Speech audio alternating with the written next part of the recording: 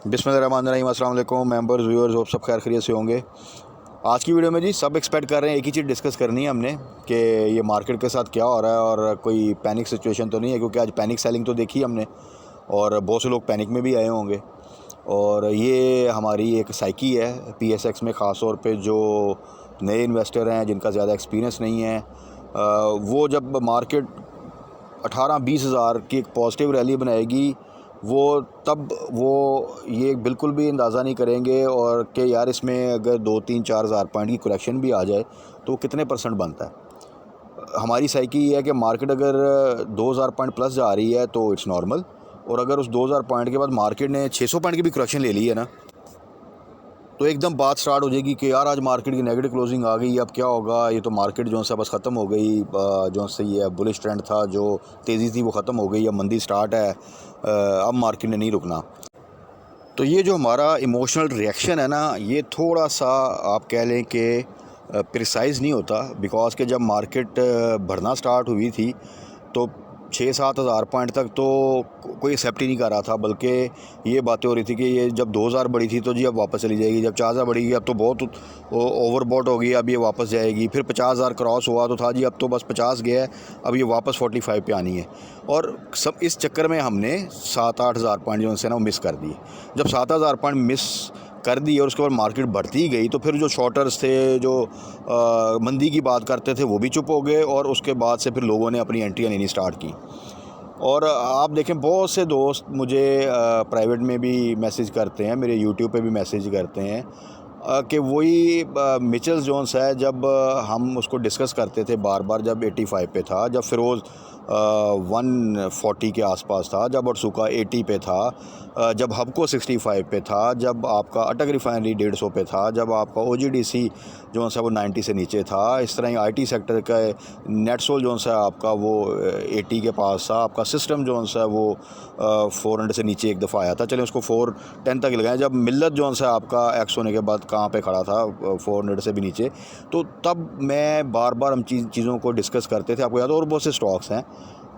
तो उस वक़्त आप देखें कि शायद डर था और बहुत कम लोगों ने उस वक़्त बाइंग की, जो दोस्त प्राइवेटली साथ थे उन्होंने उनको कहा तो उन्होंने बाइंग की और सिलसिला। और आप ये देखें कि वही स्टॉक मेरा ख़्याल है कुछ ने डबल प्राइस पे जाके बाई किया हुआ है, कुछ ने 50% अप पे जाके बाई किया हुआ है, कुछ ने इवन जो 150% 200% ऊपर चले गए हैं वहाँ पे भी जाके बाई किया हुआ है। और फिर वो सम टाइम मुझे प्राइवेट में मैसेज आ रहा था कि जी हमने यहाँ पे बाई कर लिया, अब तो ये नीचे आ गया, अब हम क्या करें, और ये अब नीचे क्यों चला गया। तो अब मैं इसमें देखें आपको क्या बताऊँ कि एक स्टॉक अगर वो 100 से स्टार्ट हुआ है और वो 250 पे चला गया है और आपने 225 या 250 पे बाई किया है और वो 250 से 150 पे आ गया है, तो आप कहें कि जी आपने मिचेल्स जो सा था ना आपका स्टॉक था और वो देखें अब तो वो डाउन चला गया है। तो देखें ये तो एक नॉर्मल बिहेवियर है। और मैं बार बार कहता हूँ, मैं अक्सर आपने देखा होगा कि मैं वो स्टॉक डिस्कस करने बंद कर देता हूँ जब वो एक सर्टेन लेवल से ऊपर चले जाते हैं कि वो अब थोड़े रिस्की हो गए हैं। तो रिस्की गेम करने की तो ज़रूरत नहीं है जब आपके पास अच्छे स्टॉक जो से नीचे लेवल पे हैं,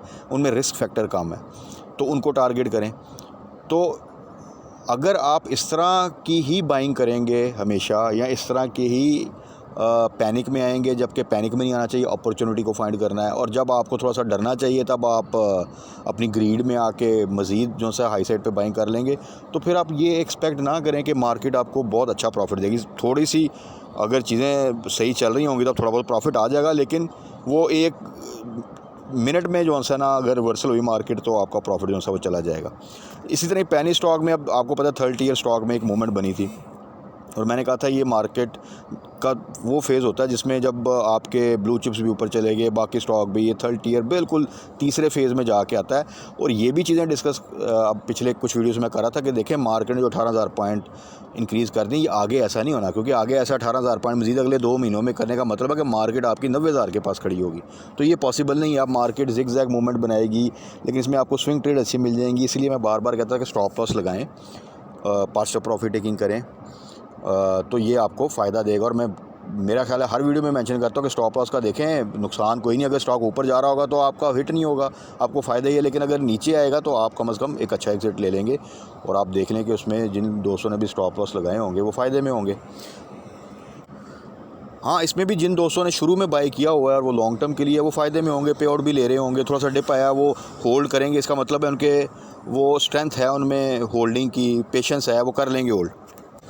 मसला उनके साथ है जिन्होंने बाय भी हाई साइड पे किया है और अब वो नीचे चले गए हैं मार्केट में, लोअर लॉक चीज़ें हो गई हैं और अब वो पैनिक में है कि अब क्या करें। इसी तरह जो पेनी स्टॉक है आप देखें कि वो जब बढ़ते हैं तो वो 20 पैसे 30 पैसे आहिस्ता आहिस्ता बढ़ के 1 रुपया जो है ना वो अपना ऐड ऑन करते हैं। लेकिन आज जब मार्केट नीचे गई है तो वो गिरेंगे, आपको बिल्कुल 1 रुपया नीचे चले जाएंगे, 80 पैसे नीचे चले जाएंगे। यानी कि जो वैल्यू उन्होंने गेन की थी सपोज 4 दिन में, 2 हफ्तों में, वो एक झटके में जो है ना उसमें से 70% वो नीचे गिरा देंगे। तो ये नुकसान होता है पेनी स्टॉक में आपको, कि अगर आपकी ज़रा सी टाइमिंग गलत होगी, अगर आपने बिल्कुल लो साइड पे बाय नहीं किया हुआ, ज़रा बीच में जब वो रैली बनी थी तो बाय किया, तो वो जब ऊपर गया तो परसेंटेज वाइज तो ठीक था, लेकिन जब वो नीचे जाएगा तो वो जो आपका थोड़ा सा प्रॉफिट बना है परसेंटेज में वो भी खा जाएगा, और जो आपकी वो बाइंग प्राइस है उससे भी 20-30% नीचे चला जाएगा। तो इसीलिए पेनी स्टॉक में एक छोटी सी परसेंटेज सिर्फ इन्वेस्ट करें, और वो भी लो साइड्स पे, और जब जैसे ही कोई मौका मिले तो उसमें से एग्ज़िट ले जाएं।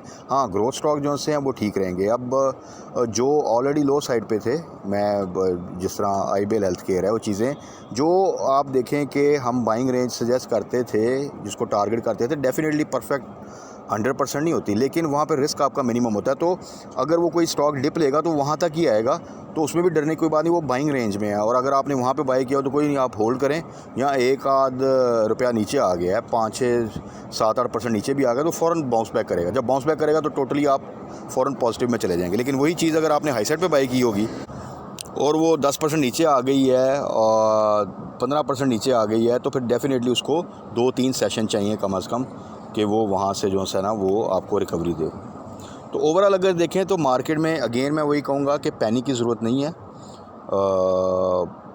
18,000 की तेज़ी के बाद, बल्कि 18,000 से भी ज़्यादा की तेज़ी के बाद 4-5 हज़ार की जो करेक्शन है ना वो कुछ भी नहीं है। और इसमें देखें बहुत से लोग फिर अपॉर्चुनिटी जो है वो ग्रैब करेंगे, और बहुत से लोगों ने हाई साइड पे सेलिंग भी की डेफिनेटली। तो ये जितने भी एक्सपीरियंस लोग हैं जो मार्केट को जानते हैं वो इसी तरह से चलते हैं, और जितना भी कोई इमेच्योर होता है जिसको मार्केट की समझ नहीं है, या वो बंदा जो जल्दी में प्रॉफिट कमाना चाहता है, वो कहता है कि मैं 6 माह में मार्केट से एक ज़बरदस्त अर्निंग करूं, उसके बाद मार्केट से निकल जाऊं, वो हमेशा प्रॉफिट के चक्कर में, क्विक मनी के चक्कर में जो है ना वो गलत मूव जो है ना वो कर लेता है अक्सर। तो इन चीज़ों से थोड़ा सा बचें। बार बार मेंशन करने का मकसद यही है कि ताकि आप इस तरह की सिचुएशन को सर्वाइव कर सकें और इसी सिचुएशन में मैक्सिमम फ़ायदा कर सकें। अब देखें 2-3 स्टॉक अगर आज देखें तो जो कि इतनी नेगेटिव मार्केट में भी थोड़े पॉजिटिव रहे, ख़ास तौर पे अगर आप देखें TBL तो कैप है वो तो मिल नहीं रहा, वो तो from the very first day, और उसके साथ क्योंकि वो being a part of treat group, तो ट्रीट में भी एक ज़बरदस्त मूवमेंट थी। ट्रीट को हमने टारगेट भी किया हुआ था। अब देखें ट्रीट को भी हमने जो टारगेट किया था वो 17.5 की रेंज में किया था। तो आज इतनी मार्केट जिसने वहाँ पे बाय किया, जिसने 18 के आसपास भी इवन बाय किया, वो अभी भी स्टिल प्रॉफिट में है। बट जिसने अब जाके बाय कर लिया था 22 के पास, तो डेफिनेटली उसको अब थोड़ा सा फिर वेट करना पड़ेगा, वो रिस्क ज़्यादा होता जा रहा था। तो अब डिप आया तो थोड़ा सा वेट करना पड़ेगा। तो ये चीज़ें अगर आप समझेंगे तो इंशाल्लाह ताला आगे भी आपको फ़ायदा होगा। तो ट्रीट में स्टिल पोटेंशियल है, वो आगे फिर मूव करेगा, बाउंस बैक करेगा। PTC में बहुत अच्छी न्यूज़ आई हुई थी टेलीनॉर के हवाले से, तो इस वजह से उसमें आप देखेंगे बड़ी ज़बरदस्त मूवमेंट है, बेहतरीन वॉल्यूम है, और आज नेगेटिव मार्केट में भी वो थोड़ी सी रिकवरी भी आती थी तो वो फ़ौरन पॉजिटिव साइड पे जाता था। तो PTC को आप अभी भी टारगेट कर सकते हैं। कल अगर वो आपको डिप पे थोड़ा सा मिलता है तो बिल्कुल टारगेट 20 तक जा सकता है, और जिन्होंने बाय किया हुआ है वो तो बिल्कुल होल्ड करें। बट अगेन वही वाली बात है कि ऐसा नहीं कि PTC जब बिल्कुल कैप के पास हो वहाँ पे जाके आप बाय कर लें। तो आज की सिचुएशन में अगर वो थोड़ा सा भी आपको कल ब्रेक इवन पे डिप पे मिलता है तो आप उसको बाय करें, और जैसे ही हाई साइड पे जाए, थोड़ा सा ऊपर जाए, तो फिर स्टॉप लॉस के साथ उसको होल्ड करना है।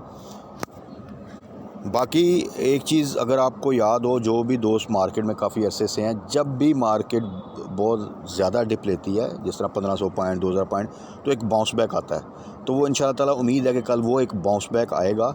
अब देखना ये है कि वो बाउंस बैक कितना एग्रेसिव होता है, या कितना एबनॉर्मल होता है, या कितना नॉर्मल होता है, कितना कम होता है, वो आगे डिसाइड करेगा कि मार्केट अभी आगे किस तरह बिहेव करेगी। बट अगेन कोई ऐसी पैनिक की ज़रूरत नहीं है इंशाल्लाह ताला, बल्कि यहाँ पे आप टारगेट करें वो स्टॉक जो आपसे मिस हो गए थे, जिस तरह के खैबर टबैको 340 पे आया है सिर्फ इस मार्केट की वजह से, अदरवाइज उसने नहीं आना था। तो खैबर टबैको 340 से नीचे है, बिल्कुल टारगेट करें। एबर्ट जो है वो 450 के पास आ गया है, उसको टारगेट कर लें। आईटी सेक्टर के स्टॉक्स जो से हैं डिप पे आ गए हैं, उनको आप टारगेट कर सकते हैं। ठीक है जी।